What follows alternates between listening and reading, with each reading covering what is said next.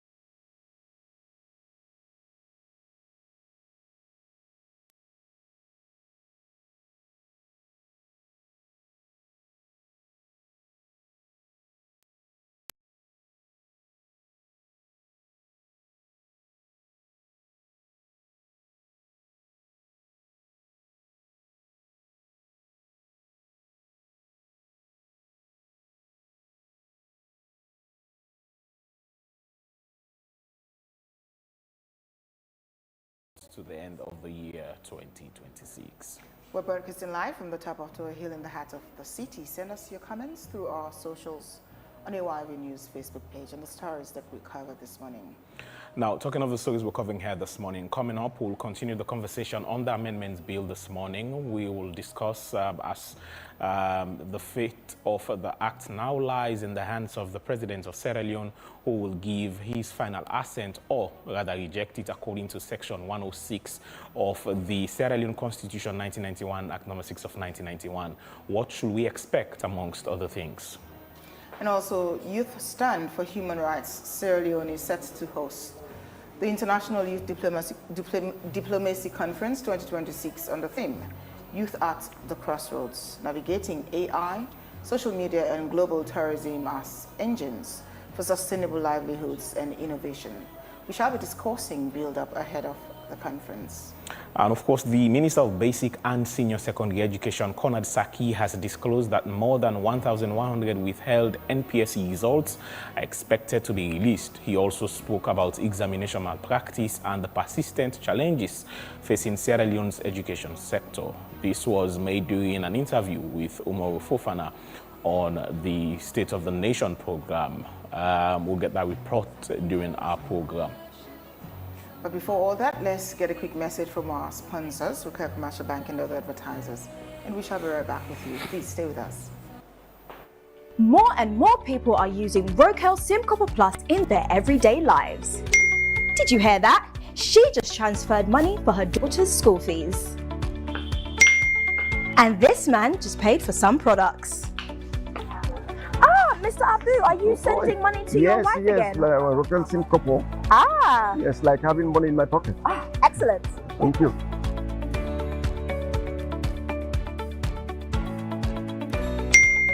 He just bought some eggs. The world is digital, so keep up with the times. Have you got a payment to make?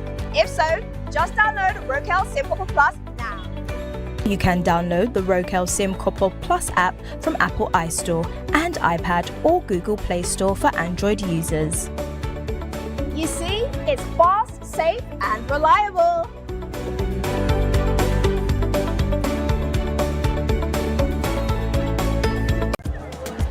Morning. Leah, give me 30 Leone top up.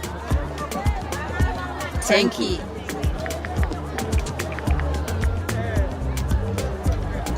Hello, babe. How you dey do? Talk to Uba. Hello? Hello? Don't settle for a provider that cuts into your data and airtime. Ria, give me all the 30 deals. AfriCell gives you full value. AfriCell, now we network. Fellow Sierra Leoneans, on 8th August 2024, Statutory Instrument Number 8 of 2024 regarding the conduct of nationwide population and housing census was successfully laid in Parliament. On 29th August 2024, this statutory instrument became effective following 21 days from its laying. Therefore, in line with the decennial census calendar, I am pleased to announce that my government will conduct a nationwide population and Housing Census.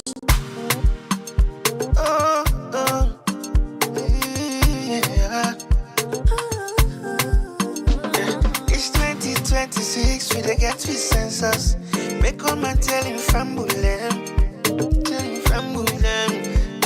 and we responsibility for bring development. Make all my telling fambulem. From the east to the west, blah blah blah. From the north to the south, blah blah. No matter how you dare or you try, blah blah blah. You want to call mama or papa, blah blah blah. What picking on grandpa, blah blah blah. Auntie or uncle, blah blah blah. What you do? May they call you, yeah. One people, one nation. May they call you, yeah. Now we know back up bills alone. May they call you, yeah. No person say you not here. May they call you, may they call you, yeah. I'm a papa, make we come together now. Brother, sister, nothing say you no matter, no. No left behind, no. This night you 10 for. Can join the census. Salon now we on. Okay, well, show me your name, show me your address. For make you go join the plan, the census go make you get the access. For make you go vote now this land, let the all you. If you don't want make them country again, make them creep you. Cause this time you're salon for right. See what you been a second cabo aduo. We bring good news, salon people every year. Census don't come again. We ready for control. Sky from the young to the old. Say the census go help make development day. Allow me then continue till you no go pay. It go help plan more schools, hospital and lights, even water for you community. Who say you there? May they call you, yeah. One people, one nation. May they call you, yeah. Now we know back up bills alone. May they call you, yeah. No person say you not here. May they call you, yeah. May they call you, yeah. Census they come, the other we cooperate. Tell mama and papa, then get for cut we all, yeah, make we all ready. Census go help for make we know we serve, and who say we stand. If you claim say you love salon, who say development day, na day you for day. Yambo tegina, mimbo tegina. Mingo teteke biambe. Ka 2026, census na me right, census na you right. Family. Imagine if they count everybody, they left you out. Amulemba kotumogbawa, opa kofuni ngesa gbele tuwa. Tonya, ye amubuji hule banda. Wabulo letebe bawa baya ganga. Ye tumogbawa mudagbe behave. Komenti ya go salon bate mukoleva. Ngabi yina na metebe bawana. Yo mama kome kolabo ganya delega. Ina kagontone dim din dang, dim din dang, dim din dang. Katap kata tinganga be kata konkel, anga be kata banganda yer. Abagato bagat, aindo kor. Agalene, samojamu, agatamu, tarentamu. Donye, mama marita gangonsu. Ame ya timi wandi, timi wandi. Ame ya timi wandi, timi wandi. Mwa kongo tami wandi, ungewa menda milwena wo. Ya kongo tabi wandi, ungeba handa bebe holo. From the east to the west, blah blah blah. From the north to the south, blah blah. No matter how you dare or you try, blah blah blah. You want to call mama or papa, blah blah blah. What picking on grandpa, blah blah blah. Auntie or uncle, blah blah blah. What you do? May they call you, yeah. One people, one nation. May they call you, yeah. Now we know back up bills alone. May they call you, yeah.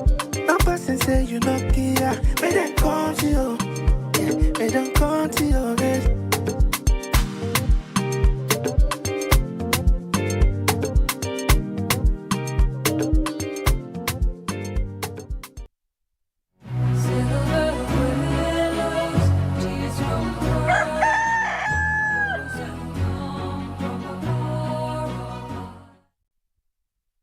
Welcome back, and a quick reminder that this is Wake Up Sierra Leone on AYV television and radio in Freetown, Sierra Leone.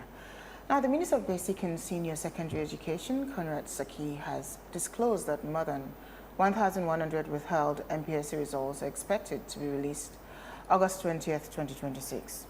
The disclosure was made during an interview with Umaru Fofana on State of the Nation, where the discussion also focused on examination malpractice and the persistent challenges facing Sierra Leone's education sector.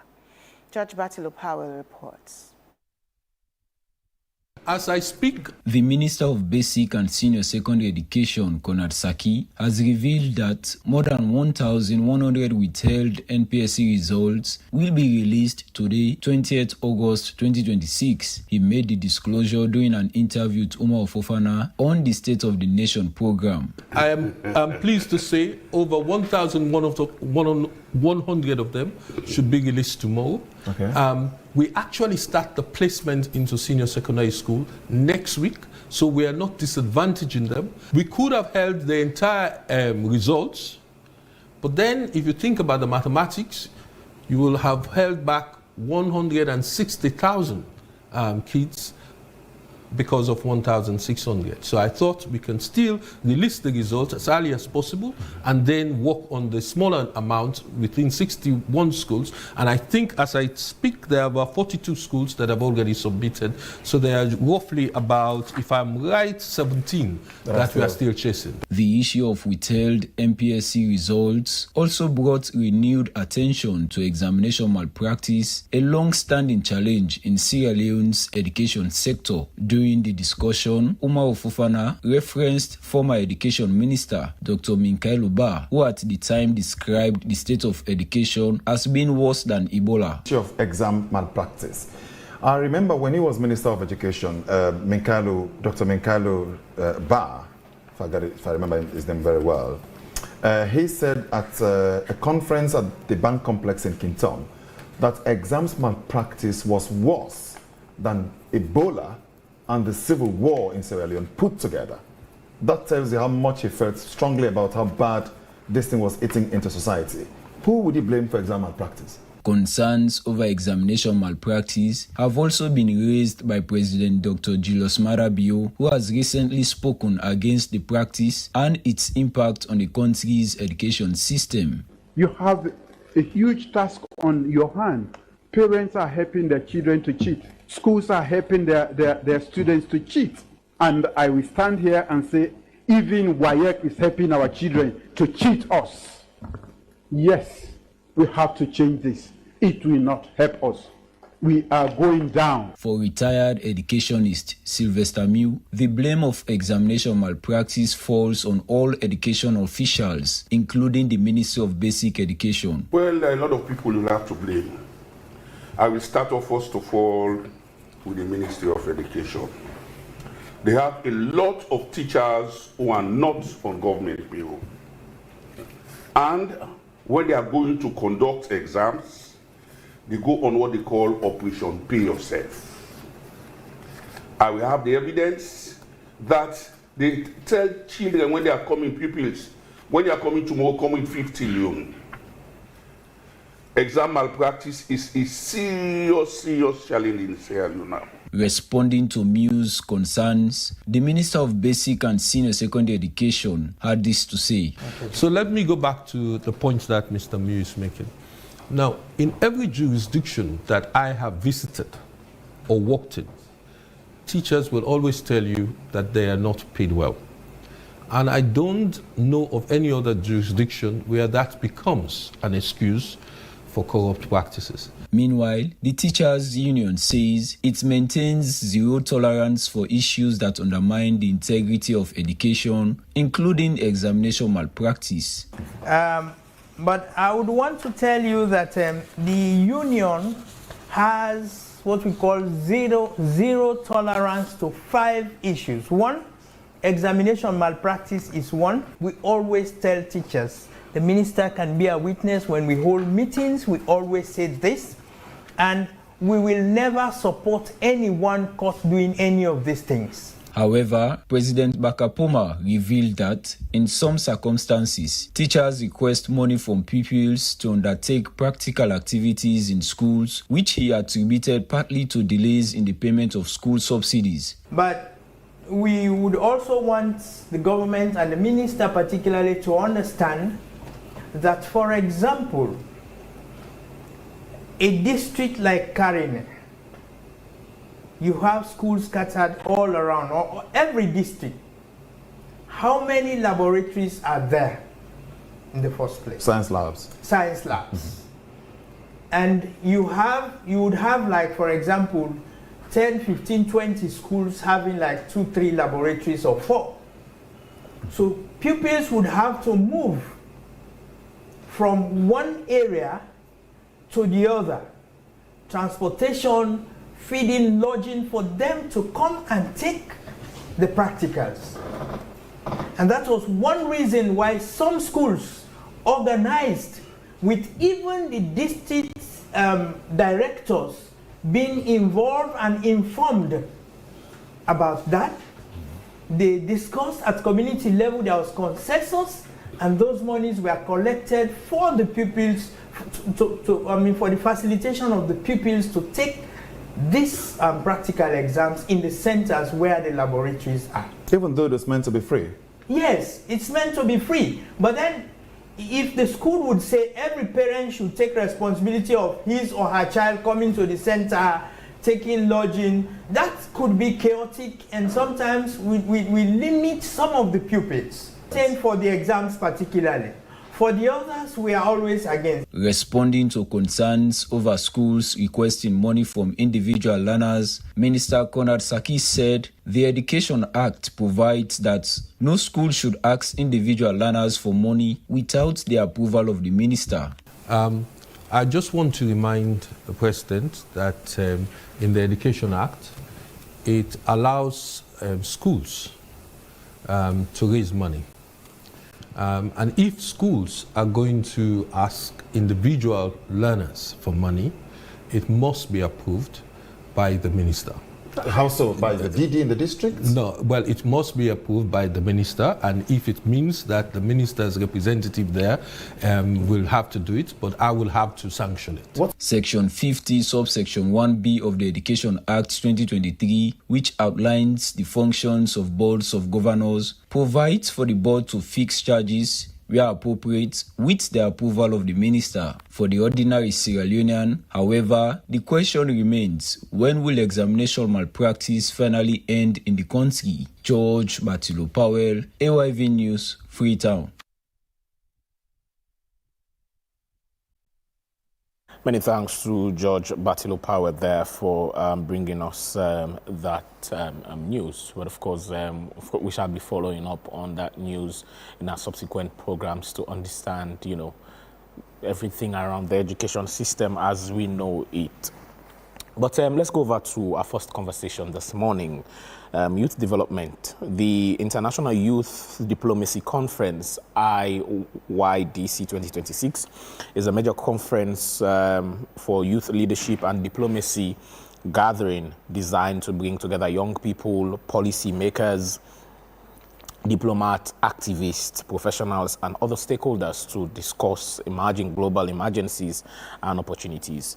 The conference is hosted by Youth Stand for Human Rights Sierra Leone in collaboration with the Ministry of Youth Affairs with the support of relevant partners. On the theme, Youth at the Crossroad, Navigating AI, Social Media, and Global Tourism as Engines for Sustainable Livelihoods and Innovation. So this morning, to discuss the conference and more, we have in our studios Ambassador Mohamed Bari. He's a member of the Youth Stand for Human Rights Sierra Leone. Good morning, Ambassador Mohamed Bari, and welcome to AYV. Yeah, good morning, boss. Mohamed, we've had countless youth conferences, over the years. We just celebrated International Youth Day. Sure. And we've had conferences, we've had summits, we've had symposium, workshops. What makes this IYDC 2026 different? And why should young people believe, that this will produce actual results rather than just another talk show, to invite people to come and talk and make statements, and especially when you're talking on AI and social media? First of all, thank you very much, and good morning, listeners over there. My humble name is Ambassador Mohamed. I'm the founder and CEO, Youth Stand for Human Rights Sierra Leone. The International Youth Diplomacy Conference is a flagship program for IFLO Global, an organization based in Ghana.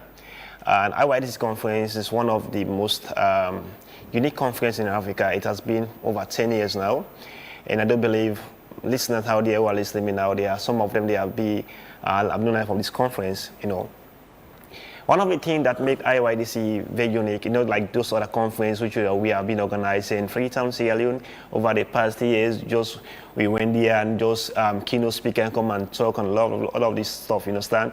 This is quite different. This is UN Simulation Conference, you understand? We're going to have 2 days conference center and discussion, and the one day we're going to have committee sessions where these young people we divided in by committee.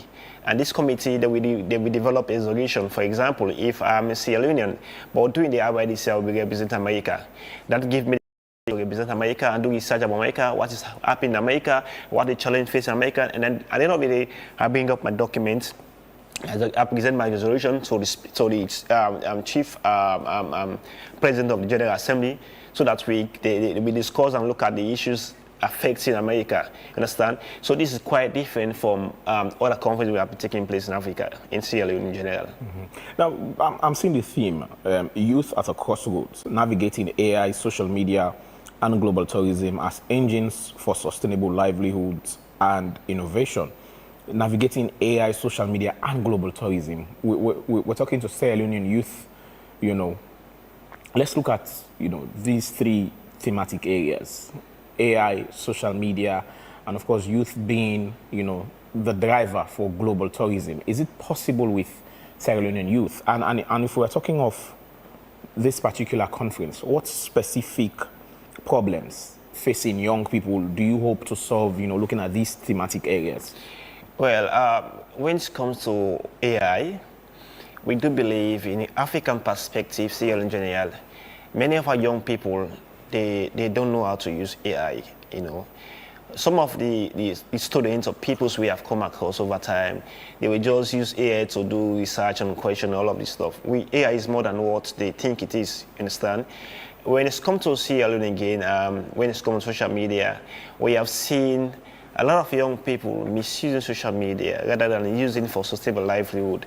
You know, like how the Ghanaians, the Nigerians, most of them they invest their time, you know, rather than they don't have job employment, but they invest in their time in social media, generating revenue for sustainable livelihood. So this is what we want to present to young people in Sierra Leone. You know, the job market is very expensive to afford for now. You know, so when you invest your time in social media positively, because we have seen the other part of social media, which young people are using negatively. We are looking at the positive aspects, how you can use social media, generate income for sustainable livelihood. Now speaking on this AI as an engine for sustainable development, how are you going to pass that through when young people are losing jobs or creative opportunities as a result of AI? To me, I think this question is very relevant here. And I can tell you that AI will not take job from people, you understand? And the only way AI can take job from me, for example, I am a case study now, is when I fail to realize that the world is moving into a trajectory of digital technology using the AI.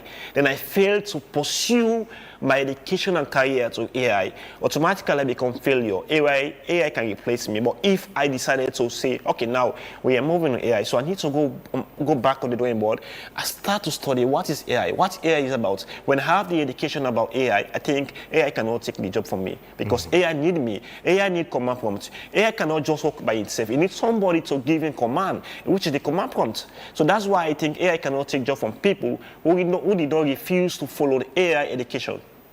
So Barry, yeah, I assume this is for youths. Sure. Just for youths. Young people. How many young people are expected to participate in this conference, and how were they selected? Wow. Well, they select through the link. We share the link in various social media platforms, and they apply. We give them both acceptance letter and also sponsorship letter, because those delegates, for example, Sierra Leone delegates, were expecting about 500 or 500, but due to the time frame now, we are expecting a low number of local delegates.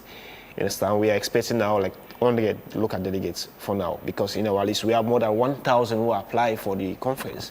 You understand? Locally? Local delegates.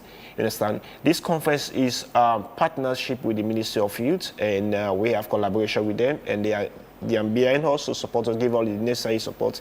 And the keynote speaker for this one, particular conference is going to be the Minister of Youth, Minister Sano, Mr. Ibrahim Sano.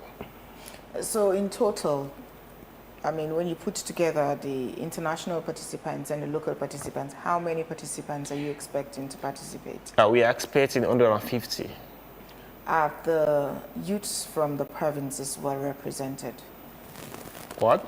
Are youths from the provinces No. well represented? Yeah, well represented. We from the provinces are well represented because we have our representative there who are coordinating the affairs of young people in the provinces, and also we have coordinators in various African countries because there are people who want to attend, but the fear of fraud, because we are living in the digital era.